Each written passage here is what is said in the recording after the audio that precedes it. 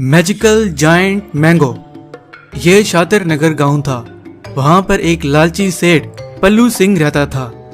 उसके पास कई एकड़ कब्जे वाली जमीन थी जिस पर उसने आम उगाए हुए थे। उसी गांव में एक विमला नाम की एक विधवा महिला थी। उसका एक बेटा था जिसका नाम मोहन।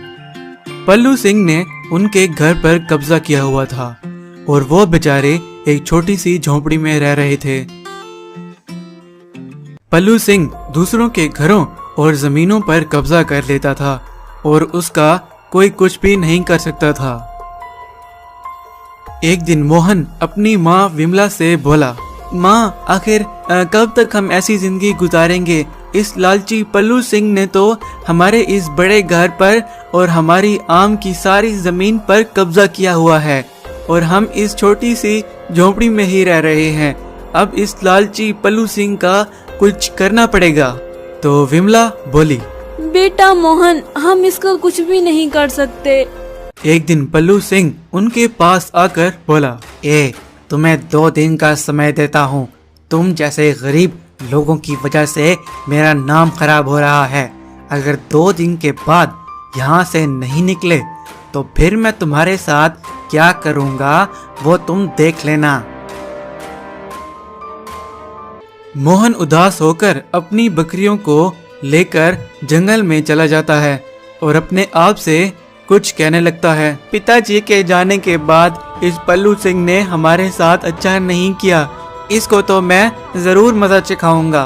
तो अचानक वहाँ पर एक बहुत बड़ा एक मायावी आम प्रकट हुआ। डरो मत, मैं एक मायावी आम हूँ। तुम इतने परेशान क्यों बैठे हो? तो मोहन बोला, मायावी आम, उस लालची और घमंडी पल्लू सिंह की वजह से हम बहुत गरीब हो गए हैं। उसने हमारी सारी जगहों पर कब्जा किया हुआ है। हमारा घर और सारे आम वाली जमीन पर भी कब्जा किया हुआ है और हम उसका कुछ भी नहीं कर सकते। क्या तुम मेरी मदद कर सकते हो?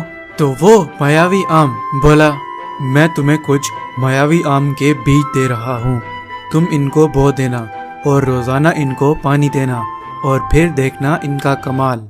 और ये बात वहाँ पर आया एक पल्लू सिंह का गुंडा सुन लेता है और फौरन जाकर पल्लू सिंह को सारी बात बताता है।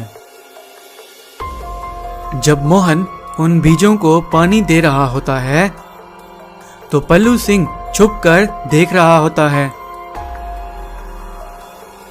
और कुछ दिनों के बाद वो बीज अब बहुत बड़े बड़े आमों में बदल जाते हैं।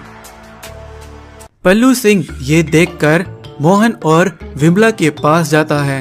तो पल्लू सिंह बोला, ओए, ये सारी जमीन मेरी है और ये सारे आम भी मेरे हैं। तो मोहन बोला, ये आम तुम्हारे नहीं हैं, ये जमीन का हिस्सा हमारा है और इन आमों को मैं पानी देता था। तो पल्लू सिंह गुस्से में आ गया, ज्यादा मेरे साथ चालाकी मत दिखाओ, अब तुम मेरे साथ पंगा लोगे। और अपने गुंडों से कहता है, ओए, इनको अभी रस्सी से बांधकर समंदर में इनको फेंकाओ और इनकी गंदी सी झोपड़ी को भी गिरा दो। तो फौरन वहाँ वो मायावी आम प्रकट होता है।